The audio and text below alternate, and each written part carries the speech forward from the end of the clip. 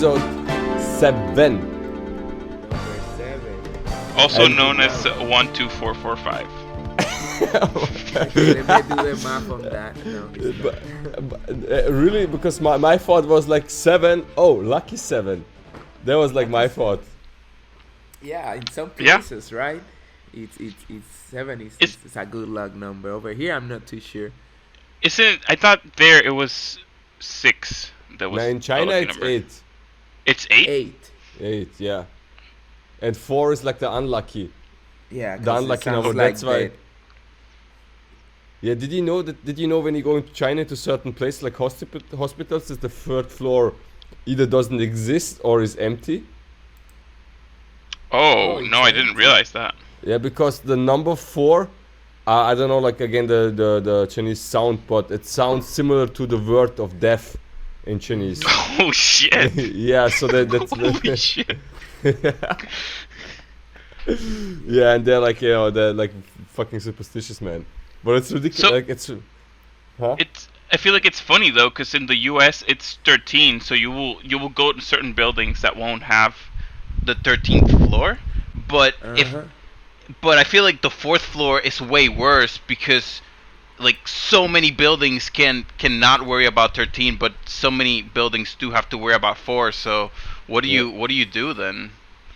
I don't know, man. Like the superstitious stuff, man. To be honest, man, I never liked it. I generally never liked it when people told me what to do, and especially what to believe. So my lucky number is 13. I love to walk under ladders, and I love to pet black. And I love to pet black cats that come from the left side. What the hell? What the hell was that last one? Oh, I love to slap the booty of random women who come from behind me that may be in between 50 and 49 years old. Yeah, that's one of my superstitions. What? That's amazing. Wasn't there one where you shouldn't throw like salt or like sand over one of your shoulders or something like that? You It's should do salt, it. and I think it's luck. Like Oh. good thing. It's actually good to do that.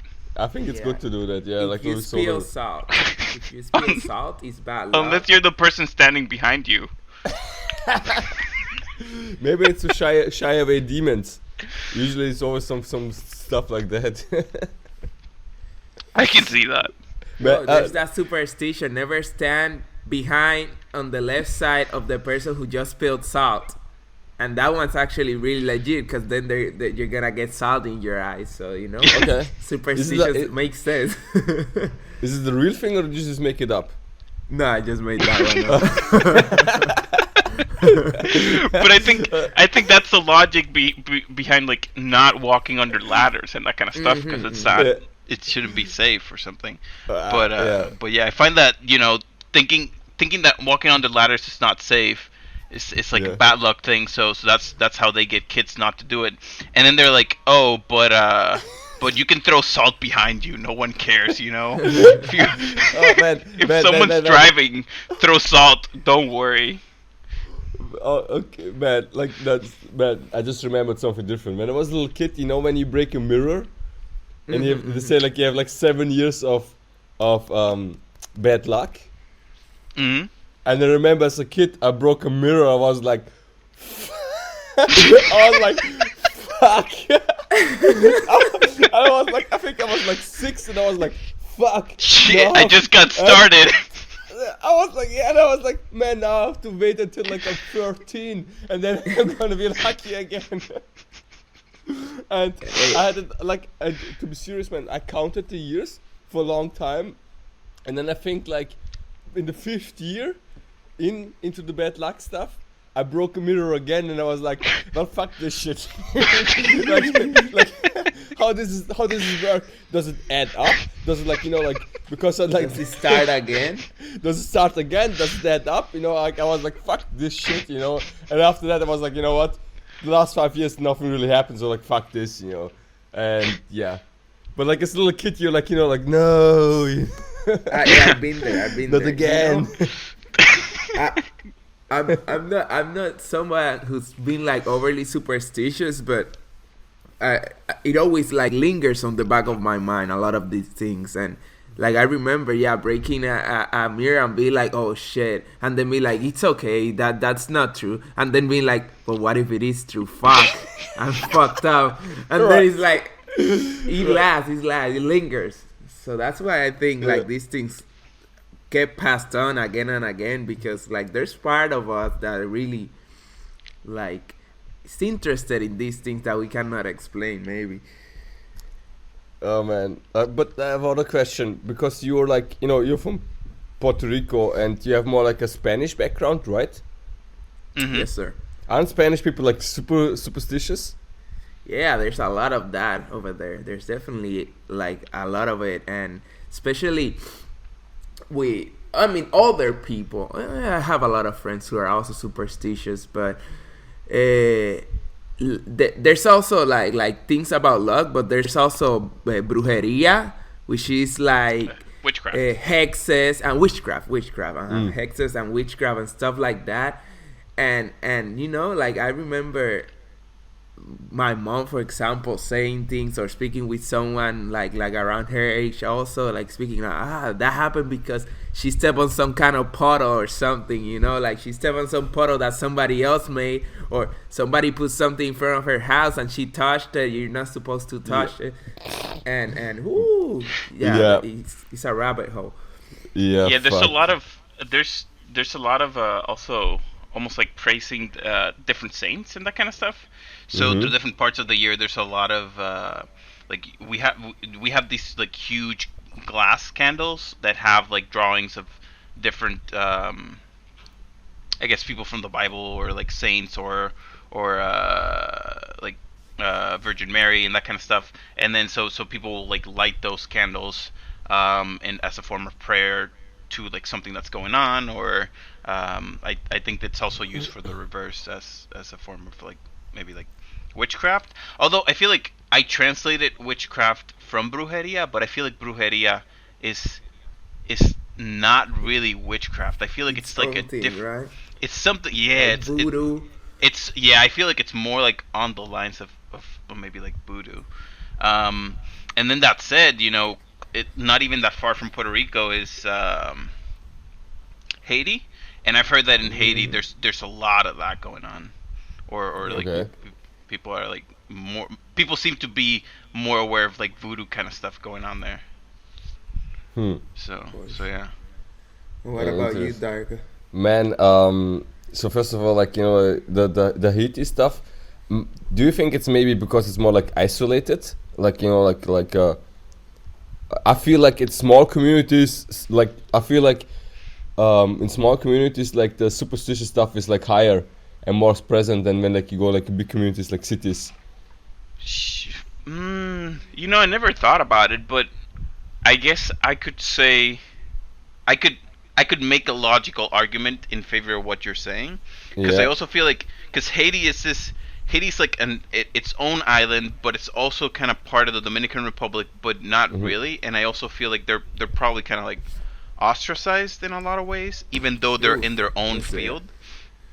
And on top of that, even on times where they suffer from like big natural disasters and that kind of stuff, they still are kind of like left alone. So maybe they do have that kind of like sense of a more like smaller kind of village kind of thing going on, that does breed an environment for that kind of stuff to be more out there. Because Edward, do you want to say something? Yes, it's just that I remember a conversation we had during the week about like the more like scientific knowledge you get, maybe other things disappear.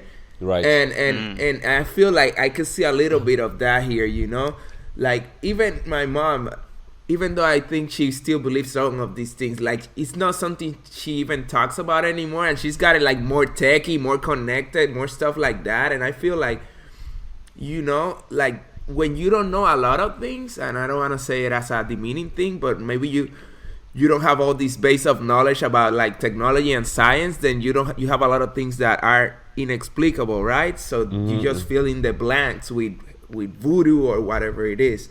And quick note, if y'all who are listening to this believe in voodoo and shit, please don't curse me or nothing. I'm not trying to be mean with your shit. I just like to make that because you never know. Yeah, for the people who are listening, we have a WhatsApp group, and sometimes we discuss things outside, offline, and we had this topic of like when something happens that's not explainable, that people usually jump to the most unplausible explanation first. Like the most unplausible first, and then like they work their way downwards to the logical part instead of like starting with the most plausible one and then eliminating them step by step until like nothing else is left. And so that's kind of funny. Yeah, and then the flip side to that kind of like conversation or like another chat that we were having on the group is that also when you almost like disassociate yourself from quote unquote common knowledge, that also opens the realm for you to think outside the box in a way that could be like far beyond where we are logically right now, and that wouldn't necessarily mean that it's correct or that it's not correct, but it does almost like help you stand in a different realm or stand at a different level of understanding. Okay, I like that. Like expanding, right? Like your imagination expanding, and then from then on you can build downwards and be like, how can I make it like like a rational or like a connection to it that makes sense. So like that's I like that approach. It's very interesting, like to jump into something that's super unplausible and not rational at all, and then okay, how could I like that. It expands your mind and you're not limited.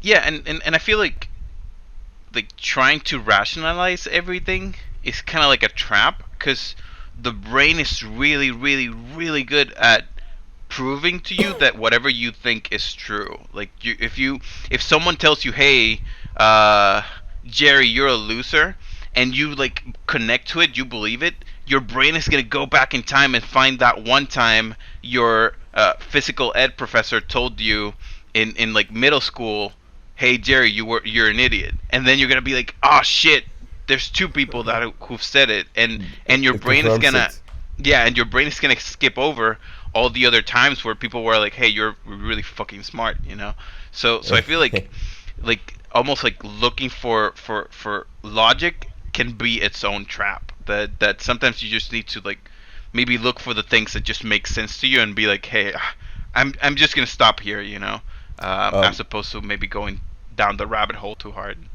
Sure. The only thing I would add to it is obsessiveness.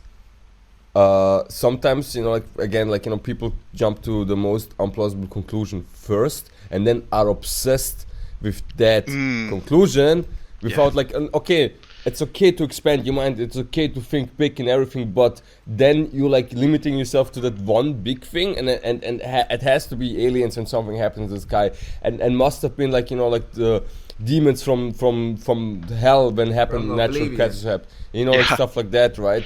And okay, cool, man, and I like that you play with your thoughts, but how about we go through the other things too? I understand it could be a trap when you follow the tunnel of logic, but at the same time, if you want to come to if you want to understand the situation, you have to go through some kind of thought process of elimination.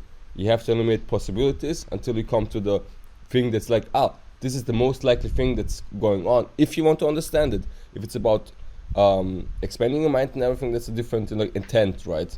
So it's all about what you want. And I don't like the obsessiveness. That's the one thing that bothers me.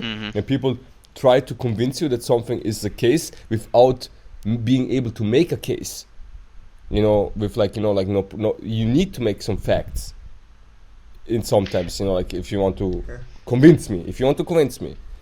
Oh yeah. It's like the comment of with flat earthers, right? I love them. Those photos from space are false. Okay, show me a photo from the ice walls then. No, And here's the thing with that one. It's a really good example that they try to convince you that's that in that case. So they make a point of like, like the Earth is flat, and then like and make they come to us and be like, like they try to convince us the Earth is flat, but they should be, instead of telling us that, they should be like, they should make a case of like, look, here are evidences and everything, and proper evidences, not the things that I don't know, like I don't. But to be honest, actually, it goes out of my expertise. I didn't actually pay too much attention to stuff because I dismissed it. I dismissed it actually. So it would be actually also my fault, because I'm believing that the world is round, because it makes sense to me. I got taught like that. So it could be the case that it's flat, but I never investigated myself. So now I'm just like now I could be actually falling trapped into like a belief that was forced upon me years ago, and I accepted it. But I never actually also went out and researched, is the world really round? And when it makes sense that it is, right? Because like, the ships go down the horizon, and they get smaller, and they vanish behind the water, and they don't fall down, they just come on the other side back. So things like that. Man, I'm fucking glad we're in this topic. This is. I feel like a while ago, Edward, a flat earther, joined Edward at his job, and Edward told me, and I was like, what? Like, I was so fucking excited, man, because I was like, man, finally someone who thinks differently, and like, I feel like where I kind of stand on all this is that to some degree you can't really know what is true, because for a lot of the world, the only thing we have access to is observations of effects, right? We can see the effect of something like gravity, but we have no fucking clue where to even begin as to what it is and why it even is, So I feel like that's why I feel like, hey, if you should believe what kind of makes sense to you, because at some point you're gonna have to say, hey, I cannot know for 100% sure that this is it. But then I do agree with you that maybe like the real issue in all this is how everyone is just so convinced that they need to convince everyone else to for their view of the world to be the true one. That if you don't if you can't convince other people, then there's no way that can be true. But then one of the things you guys mentioned, and I feel like this is kind of like an interesting trap of maybe science, or maybe before science, is this idea that if we have an explanation for something and someone says, hey, that explanation kind of doesn't make sense to me, but that person can't prove or have something to show, then that opinion is not considered, because damn it, kind of lost my train of thought there. But it's this idea that if you don't have a counter argument, then the argument in place must be correct, and that I feel like poses a different problem in terms of. Yeah, go for it. I will tell you something about that, because I agree. Like it's the idea, and I've seen this in other types of things, like in companies, for example. Like we talked about this the other day. Like if I am the graphics designer and you make music and you tell me something, maybe I don't even consider it, because I actually, this is my job and I'm an expert at it, and maybe you are not. And like a lot can get lost with that kind of mentality, because really, actually, the fact that that person is music and is making a suggestion can bring something really new, really cool, really unique. But there's a factor, I think, with all of this, which is the factor of time and like resources in a way. It's kind of where I've gotten, like, when I think about this, right, where I've gotten to the things like, if we're just going to accept suggestions of, like, let's say it doesn't make sense to me that the earth is round. Okay, you're a random person saying that, so am I gonna shift like research just to figure out like if that's true, right? And that's where my mind goes into kind of like a blockage. Like, how do we resolve all these different things and all these different beliefs within like also I have my own view, right? And I want to like maybe follow that more. So like, yes, I consider that, okay, you don't understand. random person, and you are you going to do something to prove me, like to prove your point, right? No, then why should I? Why should I try to prove your point beyond like maybe just considering for a minute, right? And because there's like resource, there's effort that's got to be put into like creating all these theories and all these kinds of things, or in the case of like a production, right? Creating the movie, creating the game. And if it's just about considering everything everyone says, like when is the thing getting done, that's kind of like where I get on a I wonder if then where we go is, because I feel like if someone comes over with a suggestion, you are under like all your power to not take it. So then I wonder if really what would be useful would be just getting to a point in which you can be like, okay, this is a suggestion and this is kind of where it's coming from, like from maybe like an objective point, be like, okay, this is a suggestion, this is kind of like the issue that's bringing it, and then just being able to say, okay, I'm not going to take it, or I'm going to take it, and just leaving it at that, and everyone being cool with it. As opposed to maybe the person that suggested it feeling bad, or the person that didn't take it feeling bad that they're not taking the suggestion. Everyone just being cool with, hey, I put this out there, whatever happens, and then that's it. Yeah. Yeah, 'Cause I agree. I agree with that in the sense that, hey, if I'm trying to prove something to somebody and they go like, no, I don't believe you, then it's in me, to be like, no, I will prove it to you. Or it's in me to be like, okay, Yeah. like it's fine. You don't have to believe me. What I want to say to that is like, what I don't like is, for example, here is a thing, it has evidence and has facts, and a lot of people went through there to check it. So it's like just like not my opinion, it's opinion of a lot of people who went through the effort of researching it, of going through it, testing the theories again and again and again. And then the other person comes and is like, I don't believe it. And then like, why? Because I say so. That's for me like the moment where like, like, okay, you didn't go through the effort of going through this whole thing, and all the other people did. So I cannot take you so serious with your opinion because you didn't go through that effort, right? And that's the one thing I like. I like it when people have a different kind of like assumptions and like ideas, but I don't like it when they try to convince you based on just their emotional feelings, based on their opinions that dictate, like they come from somewhere. I don't know from where, from somewhere, with like nothing in their hands to be like, what, all this research, all these hundreds of years ago are wrong because of this and this and this. Cool, prove me wrong. I love to be wrong. I learn something new from it, right? I get better through that.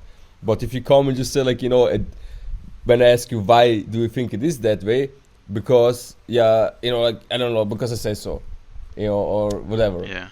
That's the one thing I don't like. That's discussions are cool. Yeah, well, Right. I guess what I'm thinking, and playing devil's advocate even more, is that there's also a layer of knowledge and understanding that we don't have control over.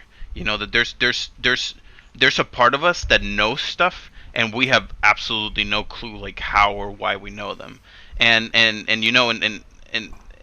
you're explaining that, I'm thinking, for example, of physics, that we've been running on like, for example, like a Newtonian model of physics in which certain things don't make sense, but we don't have like what we do is stop trying to figure out why they don't make sense and figure out how to adjust the model to like adjust to them.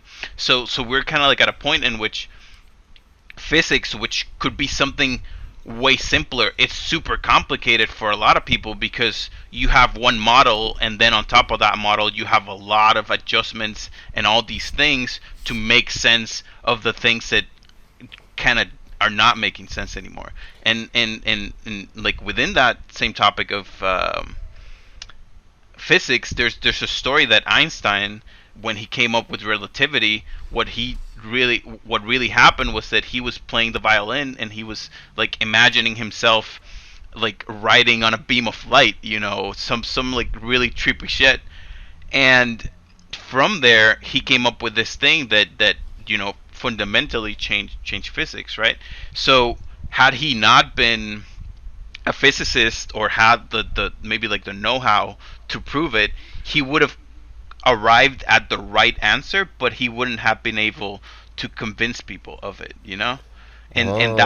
that's what I'm thinking, that a lot of this, we try so hard to prove it, but in all reality, at some point we need to draw the line of where it is that we up to where it is that we want to go, because not everyone's going to be able to go that far, and then if everyone sees the world differently, then you you need to stop at some point, because you would not be able to really accept everyone's ideas or beliefs or opinions.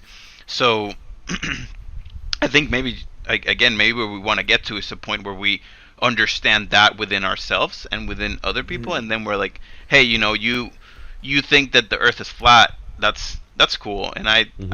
I don't, um, Yeah. and I feel like part of the reason that I like the topic of flat Earth versus round Earth is that a part of me is like, why the fuck does it even matter, Because if science said tomorrow, oh fuck guys, we fucked up, the Earth is actually flat, um, and you need to take the bus to go to work, you don't need to take a different bus. The streets are not gonna flip around. The ocean is not gonna tilt over and change the continents. Nothing's gonna happen. Nothing's gonna really Yeah. change. That Yeah. in a day to But day life, like the shape of the planet doesn't really play a role in One what you're day, doing or how you make Mo- decisions. one day, scientists are gonna come and gonna say like, "Oh, yeah, we fucked up. The sun is actually a hot dog."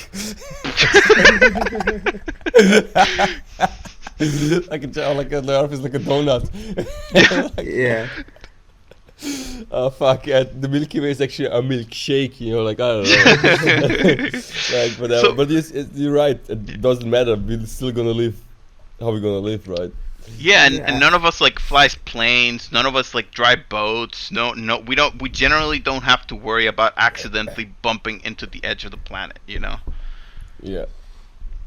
Besides the I people who mean, do. nobody has done it yet, so. um, um, the other thing, I just, yeah, right, no, so far. But again, when they fall from the earth, they cannot come back. Of course, there's nobody to tell the Yeah. story. So, so, So like, so okay, there's like an okay, evidence okay. in that, right? So like, you can argue for every shit. So we can argue that people who have gotten lost, maybe they have fallen off the edge of the Just earth. fell off.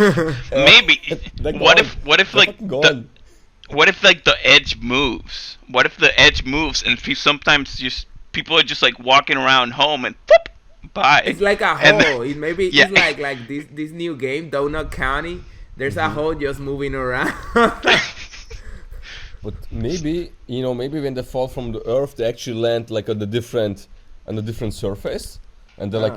like so like kind of like, I don't know, like the lost world of dinosaurs, something like Shit. that. Oh. And Oh, it's actually under the flat earth, like ours is like the surface, and it's just like the surface, and the real world starts beneath. It's like like the Asgard, the realms, like the different levels, mhm. and so like we're like maybe on top with the sun, and under us is like a completely different world, and we just can't see them because they're like beneath us, and so like all our satellites and telescopes point above us, but nobody looked like under the feet, under our feet.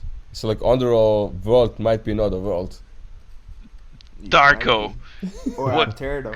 what came through my mind was, what if when you fall through the edge of the planet, what you do is that you land in an Earth that is like everyone is the exact same, except that Yeah. you're missing because you just fell in, so now you're taking your own spot. But Uh-huh. then the shape of the Earth is different. So every time you fall, everything is the same, but the Earth that you're standing on has a different shape. So now you're like, fuck. Now I'm in an S-shaped Earth, and no Triangle one Earth. believes me because everyone thinks that it's like a spherical shaped Earth, and if you fall again, it's like a flat one. But people But still don't everybody believe still you, and thinks you. it's spherical. Yeah, exactly. So you just keep Everybody falling thinks and it's spherical. changing it, Fuck, and then from man. your perspective, like you're like really fucking confused because you can see the Earth like loop around. Like, have you played Halo? That you can Yeah, see like man. when you're in the Halo and you can Fucking, I see like love it curve it. around, and you're seeing it curve around, and everyone's Yeah. like, "No, idiot, it's round," and you're like, "But what the fuck?" Man, Rafa, Edward, like years and years ago, I actually started writing a story, and man, I have to continue because it's very similar to what you were saying, man. With like changing the, like you fall down, you come to a different place, and you're the only one who realizes it's like different. And I tried to write, like a little book or like a little story. I called it World Walker. So like imagine like a person who's walking through the world, and then like everything is normal, right? You're going through a normal day, and then suddenly like like everything starts to how to call it, like when you change a channel like on a TV, and Okay, and like everything static. starts to zap, and like like everything you see, the whole reality just fucking changes, and suddenly in a completely different reality, and you're the only one who notices. Right, and for me was like one reality could be like fuck, everything is like, I don't know, like jungle stuff, right? The other reality was like it's just like a world where it always rains and it's always dark and there's nobody fucking there, and you're just completely alone, and you don't know like if you're ever gonna get out of it, and then suddenly you Holy change to shit! suddenly you change to a different place where like like everything is like fucking utopia, and maybe you're the only man there, and you're like a fucking rare species. And like and then you change again to a world where it's like similar to yours, but it's different. And I love this like this kind of different dimensions where like it's same, but it's not, Mm-hmm. and you're the only one who knows. I fucking Shit, love that's that. yeah, dude. That's a really cool idea. And so I'm gonna add to that. I some months ago I accidentally bumped into a subreddit, and I don't exactly remember the name, but the purpose of the subreddit. And it's like, man, it was like really fucking weird going in there because I didn't really understand what was going on. But essentially, if you think along the lines of like Rick and Morty, where they have all these designations by numbers of all the different realities. There were the people talking on this subreddit were essentially checking which version of Earth they were on, and they had all these methods that they used to change essentially to a reality that would be better for them, or a reality that they would be interesting for them to explore. And so all the posts were them essentially trying to figure out which reality they were on, and asking each other like, how can I confirm, what kind of facts can I validate, and that kind of stuff. So there's people out there who are doing that to whether or not it's true or not, it probably doesn't matter. But it there's interesting shit like that already kind of happening. Maybe not to like such an extravagant degree as you noticing that the weather is 100% different, but little things, little details. That's okay. That's interesting. People do that. Remember last episode when we talked? I think it was last one. We talked about the brain and how it's like in a safe box, and it just like like it gathers the information so with the receptors and the video cameras, his eyes, whatever, gathers information, bunches it together, and makes the world up actually as we go. So Yep. again, what I'm surprised at is that I'm not surprised that people see the world differently. What I'm surprised is that people actually agreed on so many things to see it the same way. So that again, like, it doesn't surprise me that people see different things, right? Because remember, in the WhatsApp group, you also said the quote with the guy who said like, I'm choosing to believe like in dragons and fairy tales, not because it's real, but because it makes the reality more interesting. And it's very interesting because I had this topic a couple of months ago with a person, and they also said like, look, like just so you know, I'm crazy because I believe in fucking dragons and shadow ninjas. And I'm like, you know, and I know they're there, man. Like, I know, but like, I'm not like, I don't know if it's true, but I love to believe the fact that it is, because it makes the whole world so more vibrant. Mm-hmm. And I also believe that, you know, like some things, you know, what we absorb from the outside world, right? They're just there. They're what they are. But the other things is up to you, what you decide on to see. And I think it's totally okay as long as you don't hurt yourself or others to create a world that suits you. Yeah. Yeah, So, tying it to what we started talking about, in a way, I see this as maybe this is why people believe in hexes and voodoo and stuff like that, right? Not just because they cannot explain it, but because it's more interesting, you know, to think or to know Definitely. that there's that power there, you know, that you can control other people, maybe like that you can just like do a spell, you know, create a love potion, stuff like that.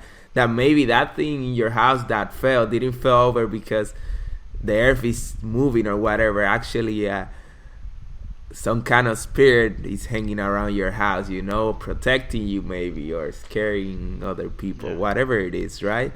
Uh, I think we want to maybe we we see part of us sees more than we know, or part of us wants to see more than we know, you know, and make life more interesting, more magical, more mystical. Yeah. it makes I really sense. like that. To add to kind of like both of those points, I kind of feel like, um, so I may have mentioned this to you guys, or at least I think I mentioned it to Edward, but when I was studying Reiki, I generally I went to study Reiki just to essentially like hang out with the people who study Reiki Mm. and the people who teach it, because I was more interested in the people than in the knowledge of Reiki. Because what happens is that if you go to like a fortune teller, if you go to someone who's going to tell you um, what taco nut to eat tomorrow because it's going to give you diarrhea, that person can look at a deck of cards and tell you exactly what it's going to be, or they can look at a deck of Uno cards and tell you exactly what it's going to be, or they can read your hands, or they can look at your eye, or they can take a random deck that has 20 cards missing and still from that figure out what it is that they need to tell you. And I think the reason for that is that all of these things and maybe like all these things like voodoo and all that and Reiki, they are all tools, and where it's really coming from, it's from the person.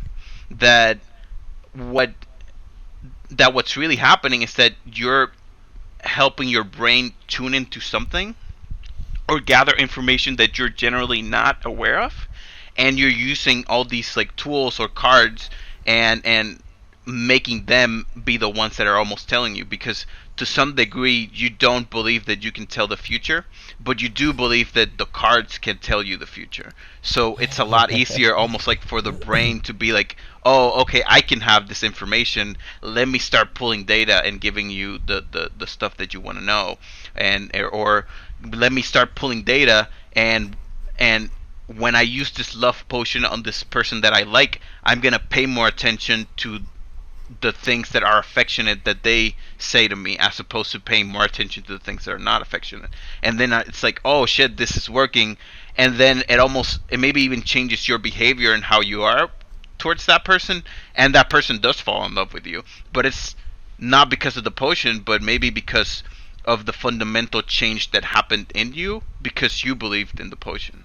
That maybe it's something similar to also like the placebo effect, that you can give people a pill that's sugar, and it would have comparable results to um, some like pharmaceutical drug that has cost like millions or billions of dollars to develop, and and the pill that's sugar has like about the same effect in curing something or alleviating something or remediating something that you spend a lot of money on. That maybe the brain has this almost like unbelievable amount of power to like bend the reality just because you believe in it.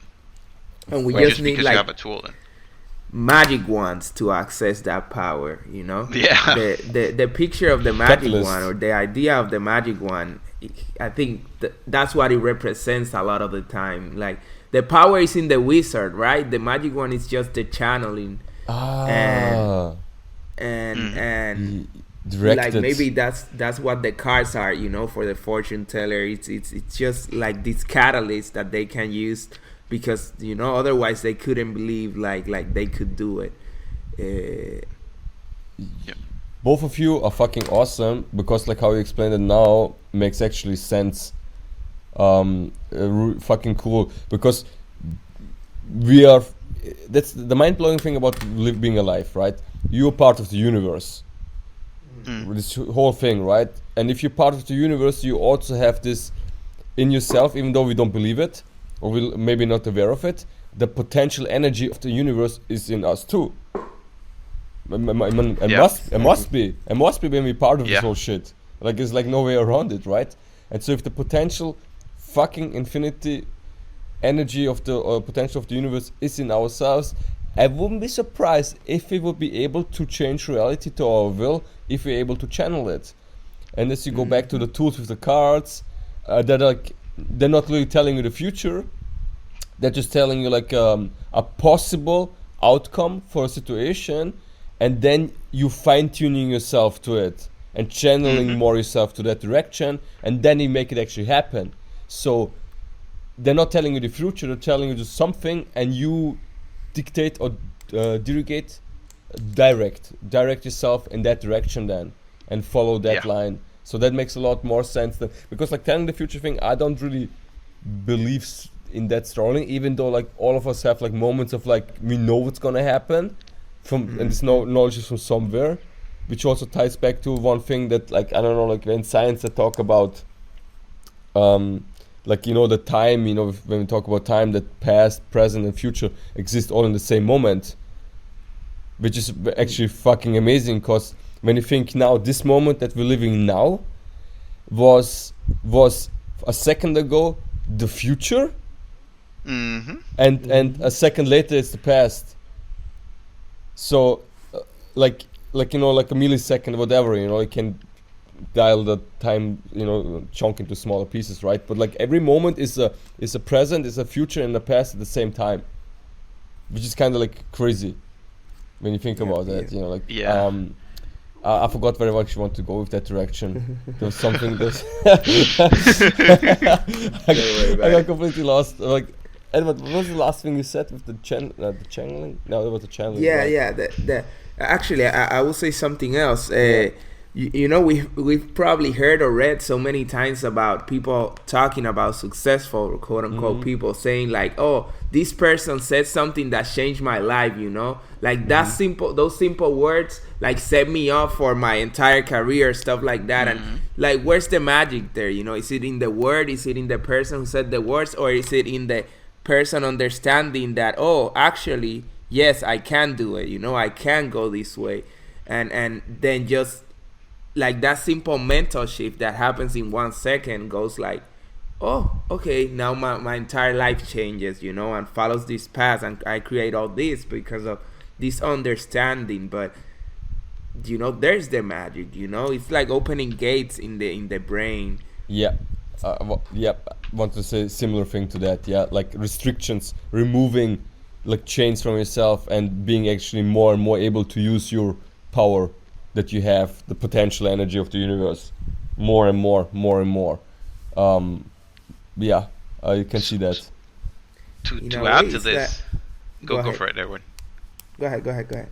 So to add to this, there was an idea that I heard recently, and it was that kind of like along the lines of where we're going, and it is that at every instant you are changing. At every instant you are different. And so at any instant you can say, hey, this person that I am, or this person that I was, that doesn't work for me anymore. So I'm gonna be this new person. And the example that they said that I think it's probably gonna sound like pretty damn crazy for a lot of people is if you're a smoker and and one day you say, hey, I don't. This is not gonna be me anymore. The change can happen just like that. That from tomorrow onwards, you are not a smoker, and you don't no longer feel those urges. And and although it might sound like kind of crazy, like I do think that would be very possible because for me, I used to drink a lot of soda, and from one day to the other, I pretty much just stopped. And I generally don't, and I usually don't feel like an urge or anything. And I think a lot of it came from a conversation that I was having with a friend of mine, but relating to Edward, I don't think it was really the conversation. I think there was just a moment in that conversation in which I was like, hey, you know what, this is not working for me, and so I'm not gonna do it anymore. And then it just stopped. You know, it wasn't. I didn't have to go through like a transition of just stopping it. It was like from one day soda and then the other day water, and then that was it. So I definitely do think that there's something really profound about, you know, maybe listening to someone, or someone sparking something in you and then gone. You know. Tony Robbins, there's a quote. It's not like a big quote or anything, but it's something that I've never forgotten since I read it. He says that he thinks that change, big change, life-changing change, happens Instantly. in an instant. Yeah. Like he says, look, I prepare my his conventions, or not conventions, like he speaks and he uses like music and lights and stuff to get people in a heightened state where they can just get that suggestion and then make that change right there, and that change can last the entire lifetime, you know. Because we say like, oh yeah, I want to be an artist, so I started practicing and stuff, and yeah, there's the practice, there's that, but there's that moment where you are actually certain you're going to become a writer, a writer, drawer. An artist, what did yeah. I say? An artist. and then that's the moment that actually allows for everything that comes after, the practice, the failing, the succeeding to come, and everything that happens after that little shift. And really, that idea to me is really remarkable, because it's also kind of like liberates a lot of stress, you know, because it's like you just make that decision in a moment. You just make it, and then everything else will fall into place. You know, I was having a conversation with someone kind of recently, and they had this kind of like dream of making a book, right? And when I was talking to them, what they were saying is, "Hey, I want to be a writer," and I was like, "Okay, so what does that mean?" "Oh, well, I wanna make a book, and then I wanna be recognized." And I was like, "Okay, so have you done writing before?" And they were saying that yeah, they've written on blogs, they've posted poems and that kind of stuff. And I was like, "Wait, but you're already a writer." And they were like, "No. I want to be a book writer. I want to be recognized for writing books." And I was like, "Isn't that interesting that from my perspective, you are already there. You already made it to your goal, but from yours, there's something like that you've decided that is holding you back from getting there." And I feel like that kind of resonated with what you're saying, that it is that you can already be the artist, but it is at the moment where you make that mental shift that you accept that you are the writer, that you really like truly like profoundly become the writer, and you're like almost like okay with the writer within you. Identity. Yeah, exactly. Identity. Exactly. Like, I am a writer, right? I like that. Yeah, tying it to your identity. I also feel like if you don't do that, because there was a time where, like, you know, I was doing martial arts, but I didn't perceive myself as martial artist. And I mean, for many fucking years I was doing martial arts and I didn't perceive myself as martial artist until I was like but okay, by doing that I kind of distanced myself from it. So if I was shitty doing something, I was like, you know, like I'm not a martial artist, I'm just doing it, but I'm not one. But then at one point I was like, especially going through, China thing and going through the master certification, like, having to do these things, like I had to own it. Like, no, man, like you have to, like, if you want to do this, you have to own it, man. You are a fucking martial artist, man. You have to train and do the stuff, and if you're shitty, you're shitty. And once I made the shift to, like, I'm a martial artist and made it my own, then I also started, like, really, like, improving it and developing a lot faster, and also, like, feeling it. More feeling, like, when something was not good, I felt shitty about it. Okay, cool, but then go back to work. When something was great, cool, owning that too. So really, like, tying it to your identity, but not making it dependent. Like, so, for example, when you go for life and you wouldn't be able to do martial arts anymore, it would suck, but not tying, like, all your happiness and fulfillment to this stuff that you're doing, but, like, still, if you're doing it, owning it. More that point. Yes.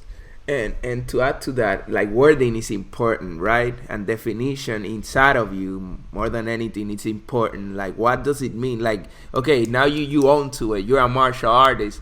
But when you do something shitty, do you go, okay, I'm not a martial artist? No, you say, okay, I'm a martial artist that did something shitty. It's fine. Like right. It's, you have to really position, like, your mindset. To Rafa's friend, she's already a writer in your eyes, but in her eyes, being a writer, a book writer, means something different, and like that will shape her journey from now on. Words are something fierce, really. They are something. They are spells in the true sense of the word, right? Yeah, we spell them. That's for true. Words are powerful, man. Words are fucking powerful. Words are powerful, and they become reality, man. The more you, like, you more to speak them out, and that's a crazy part about life, man. And that's one thing I've noticed. The more I talk about something, and I really want it, or like I like it, the more I feel like it's getting into my life. And I feel like more like I don't know if you talked about this. Was it with you guys or with somebody else? Where I feel more, the more I know myself and what direction I want to go with life. Basically, you have to decide for yourself where you want to go, what you want to do with your life, because nobody's gonna really tell you, and it's not gonna fall in your fucking lap. But the more you, like, are aligned with the things you want to do and you believe it, the more I feel like there's, like, a gravitational center inside of you, or like you are the gravitational center, and the reality around you. So you not trying to control the outside world, but it feels more like when you walk through life and you're really a strong person and you really know what you want to do, that the gravity, that you become like a gravitational center, and as you walk through life, reality starts to bend and things start to gravitate towards you. And that's how I feel also with words. They're like, kept catching things and pulling, like lassos, pulling things more and more into your life. That's I kind of like started feeling in the last couple of months, especially also with the public speaking thing that I want to do.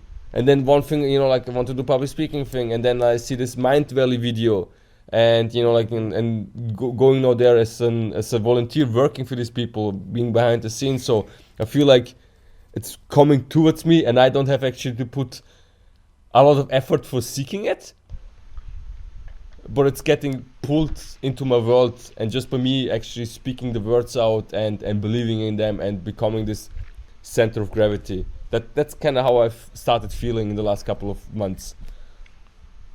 Yeah, one of the affirmations I developed while being here in China, maybe because I had so much time to myself now that I was living by myself and all that, was that we get everything that we want, right? Like, it's just something I just keep saying. We get everything that we want. We get, and we just sometimes forget to notice it. But then when we look back, it's like, oh shit, I wanted this and I got it, and then I got rid of it because I didn't want it anymore, stuff like that. and it's like, shit, like what's going on? It's like the power of the vision board. You just put a bunch of pictures in a thing, and then you post a bunch of pictures of things that you want. You post that somewhere where you could see it every now and then years go by and you look back, wow, I did all those things, I bought all those things. like it just look right now. I have one. I have a big one in my front wall here, and I'm looking at it, and I see like, oh, here's an Xbox One controller. I have an Xbox One right here. So it's like, when does these things happen? You know, like what is going on with the universe, with how everything works? That these things just come forward, you know, and you don't have to put extra effort. Like I love having my vision wall here because it just looks nice, you know. But I mean, call it magic, call it whatever you want. You know, it is what it is. And two examples, and I don't remember if I mentioned them to you guys, but two examples that I always like remind myself of like that if you focus towards something, it just somehow happens. Is that, you know, when I was on the last year that I was living in Seattle, or I guess the last few months, Seattle is like known for having rents that are extremely high. And I had a goal, or maybe not even a goal, because I wouldn't even use that word. But intent. I was focused that I was looking for having a monthly rent of like $900 is what I was looking, which is way under like what you would normally get. That is, and so whenever my friends would ask me, because at the time I was essentially like homeless. Whenever my friends would ask me, like, Rafa, like, what do you want? I was like, I'm looking for something that's $900. And one day, I was staying at an Airbnb, and I'm about to fall asleep, and it just came to my mind this one place that I really, really, really liked in Seattle, and I had stayed there for like 2 nights, like a year back.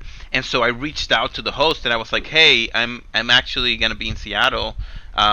Would you be interested in renting your room to me, and if so, like, how much would be okay? And I think when I stayed in that room was like $80 or something like that for each night, and I stayed there for 2 nights originally.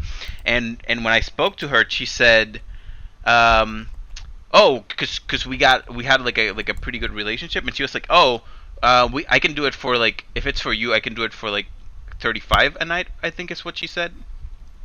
And that's not 900, but, you know, I went there and I stayed there for a month, and the next month she said, hey, if you want to stay again, it would be, I can drop it down to 30, and that was 900. And at no point did I mention to her that I was looking for a place for 900. Nice. And it just kind of happened. Holy and shit. who the heck, like, lowers the rent of their, like, someone that's already staying there, you know? It just happened, and I was like, oh yeah, for sure.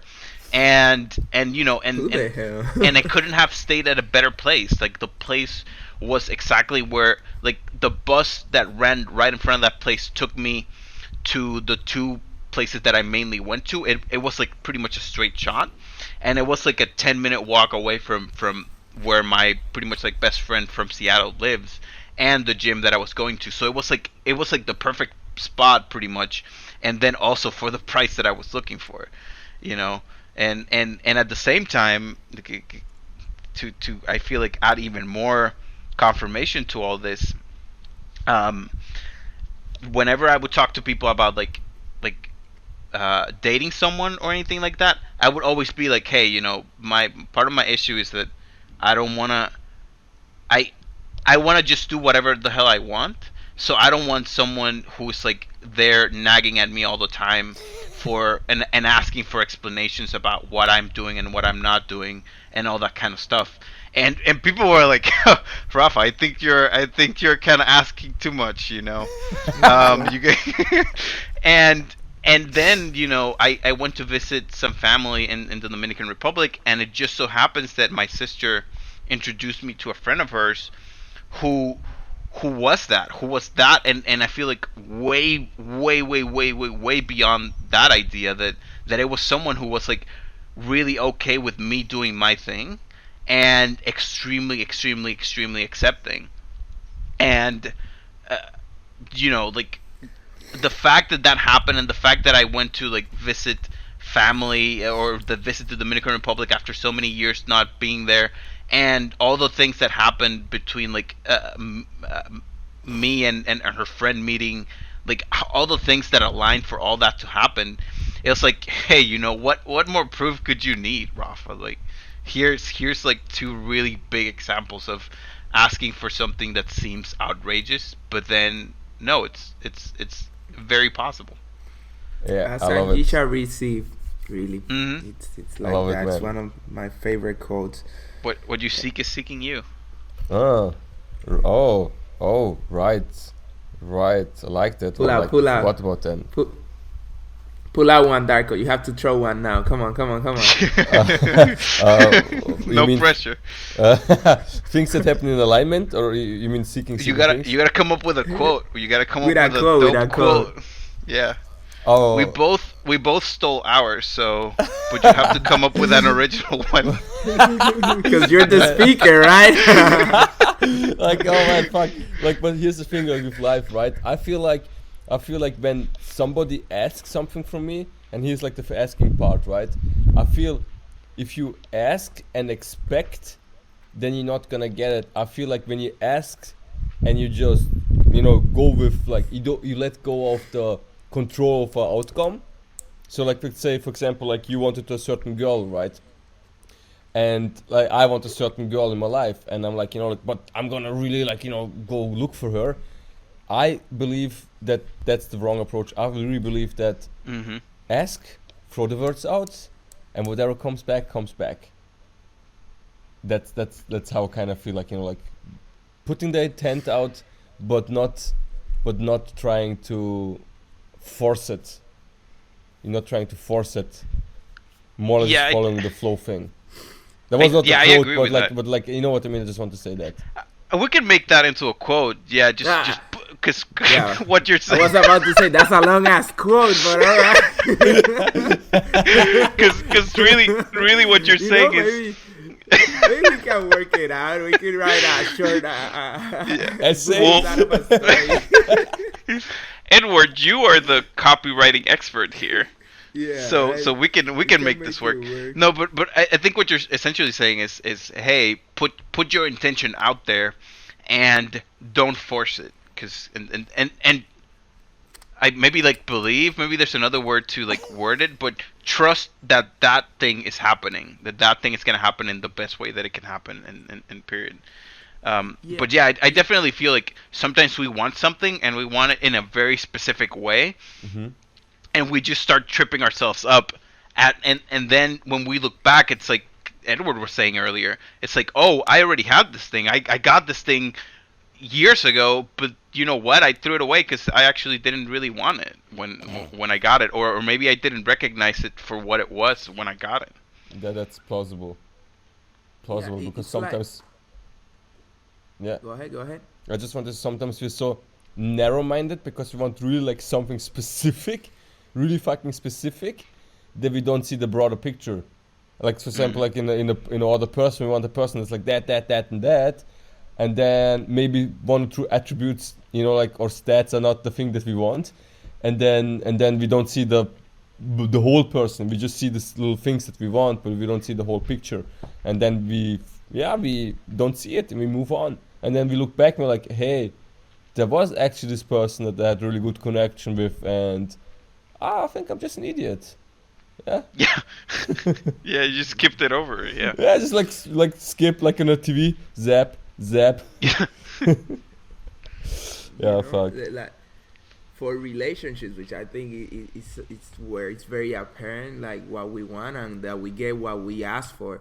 It's like the only thing I say about relationship is like never settle. Like just never settle. And every time I speak with anybody about relationships and what do I like on a woman or what do they like, and like they sometimes tell me things like, he might not be the prettiest, but he's good at math and stuff like that. Actually, side note, they like that a lot here, or at least they say that a lot here. They're That good they're good at at math. math?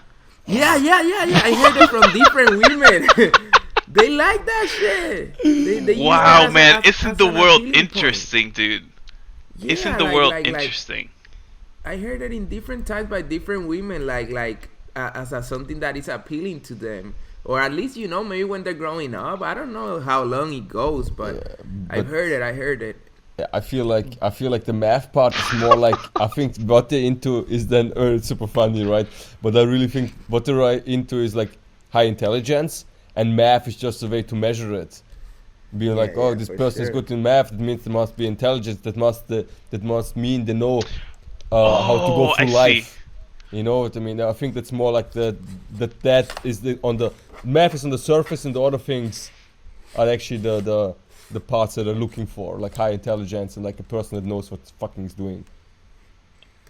Yeah, I think that makes nice sense. Because math itself, like, you know, like, what the fuck, man? Like, math, like, oh man, how he solved the numbers, like the equation. Fucking did you see how he turned that 2 into a 4? Like, and then a square, you know. Holy shit. There was an X in that equation, and he just knew that was 1. They didn't have to. Like, He just knew that was wrong. Oh fuck. But it's very interesting. But for the end now, like, I just want to say, like, for me, for example, when I have a girl, it might sound very weird, but like looks, I like when she looks nice. But for me, is it more like when a woman looks nice, it buys her a conversation with me. But what I'm then really like attracted to, and like, because I met some now I'm doing dating things since 14 years, and I've basically going from woman to woman, you know, all this time, and I learned a lot from the women. Like, man, they've been so necessary in my life for like consciousness to become conscientious about myself, being like, hey, what I want, and especially what I don't want in my life. So very necessary in my life, and I really loved all of them. Here's the thing. The attractiveness, attraction, right? Like, for me, it's very interesting, man, and it's like, I'm attracted to women that have more like it might sound like super weird, but more like a fucked up side, and you know, that they're like kind of damaged, like a mysterious kind of dark. Not like fucked up, just like, you know, like fucked up. Like, somehow, like, you know, because like I know I'm a fucked up person, like, you know, I have my bad sides, and I'm a very weird guy, and so I really like also women when they have like not trying to be perfect, you know, but they're like, you know, like like a damaged cup, you know, like something like that. And I'm really attracted to that, and also very attracted to is like the artistic side. So I don't like women who are like very conservative and think like in a linear line, because I don't think like that. I'm jumping, like we talk now, right? We're like very creative basically with this whole thing, because we are not staying in one fucking topic. We're jumping from topic to topic to topic to topic. And I would not be able to have a relationship with a woman where I have to stay in one topic the whole time. In a box. In a box, right? I cannot do that. So for me, I'm very attracted to women who have like a mind that's very like, you know, like when I talk with her and I have like ideas and opinions, and she's like, okay, but my opinion is like this, and I'm like, huh, and I never thought about that. Or it's like more like a challenge thing also.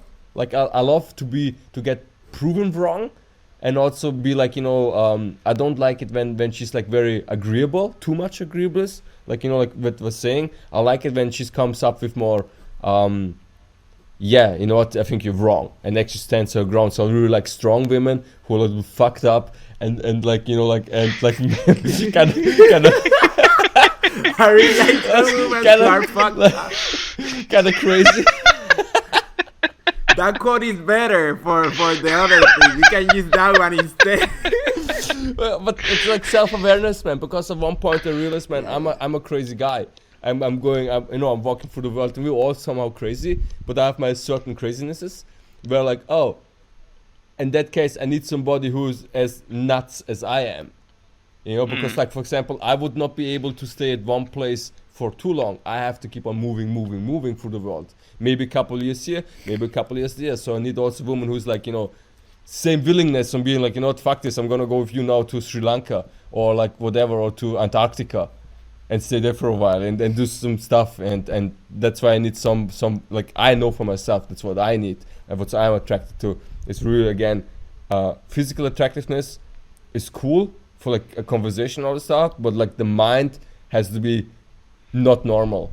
The mind has to be like a very like crazy, going in all directions, but still kind of like rational enough to have like normal conversations. So yeah, maybe I'm asking too much. I don't know. I'm not sure. No, you're not. You're not. But yeah, there's a few things that you did mention. Yeah, exactly.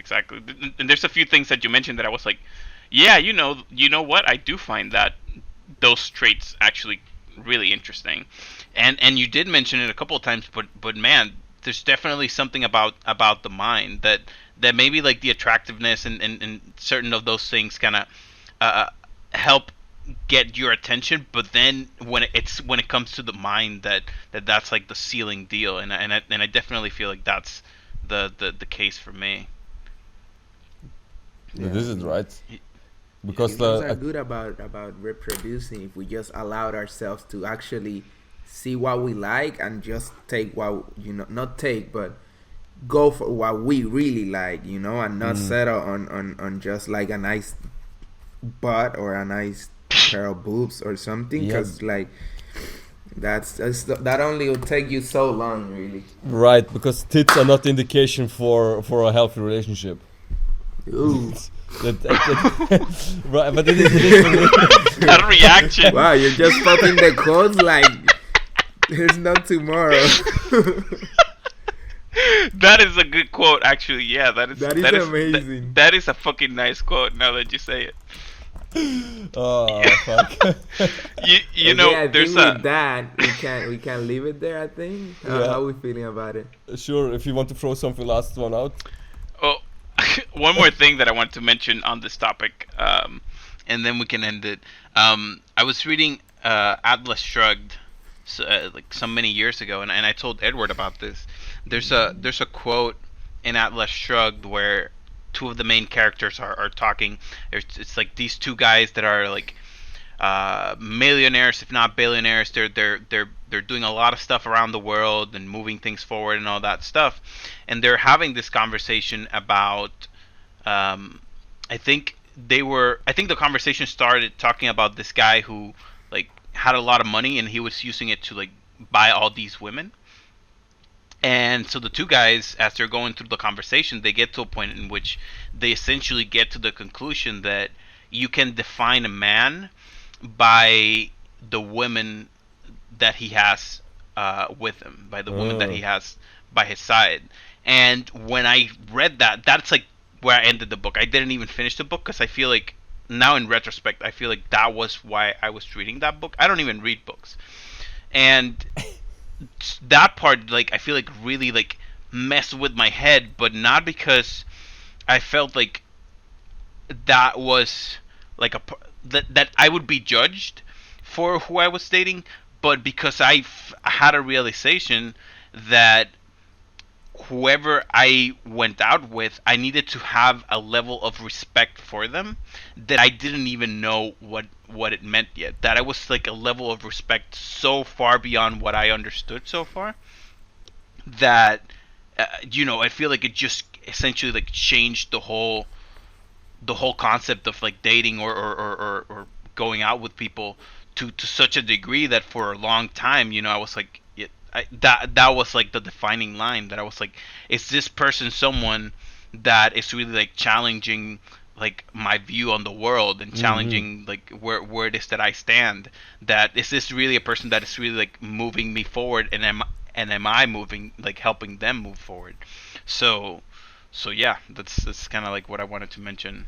Yeah, nice. I like the amazing what you just said. Like you can judge a man by the woman he chose. Like you're right, but the partners you choose, you can see like, hey, because people who are similar attract each other, and so you can actually look on the other side. Like who I am. You can see yourself in the other person too. That's one way, and the other path is like, let's say, put the relationship. Okay, this is getting a little longer now, but like I want to throw that out. Look at the apartment of a person, man.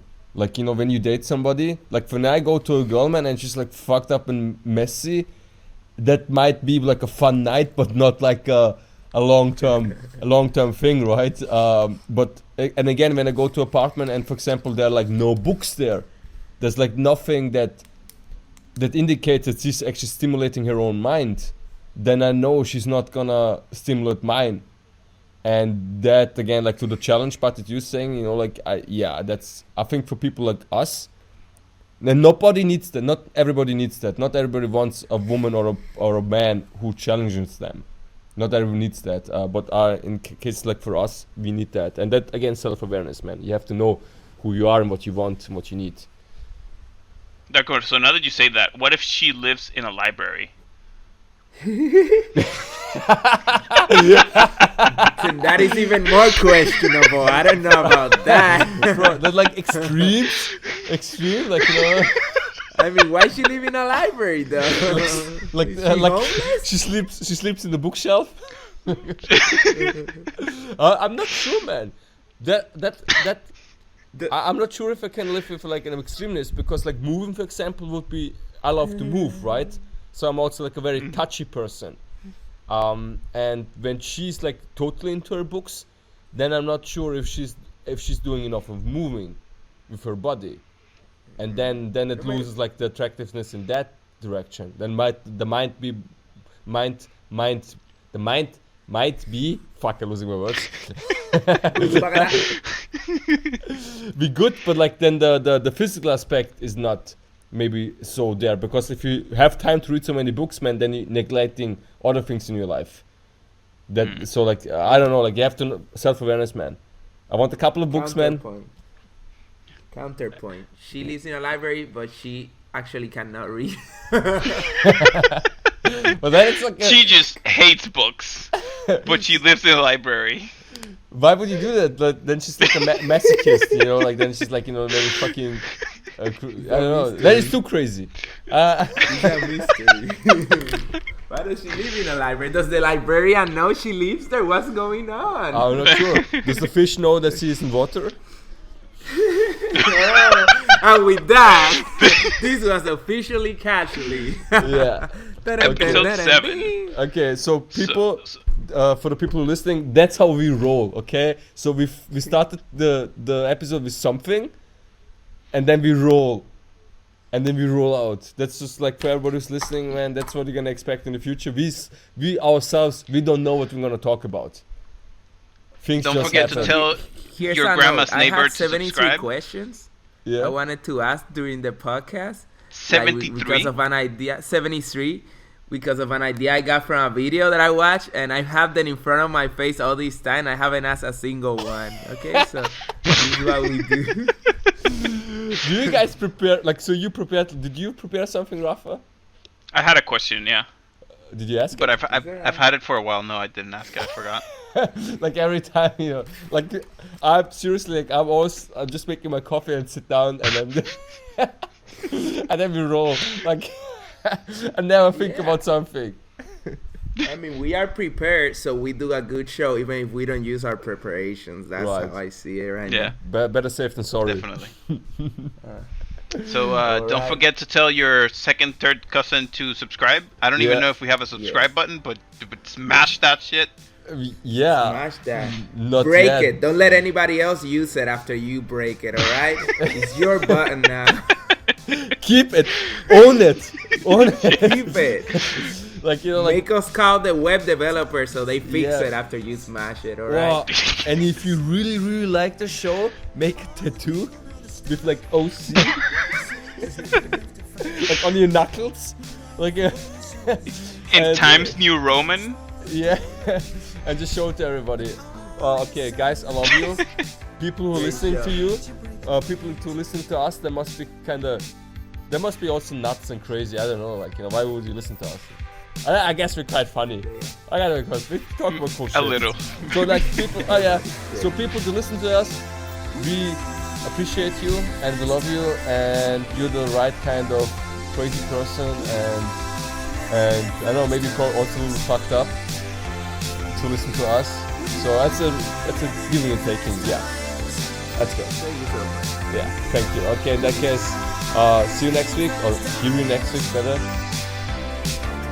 Bye-bye. All right, guys. Take care. Bye bye. Okay, that's it. It's ridiculous. Okay, love you. Bye bye.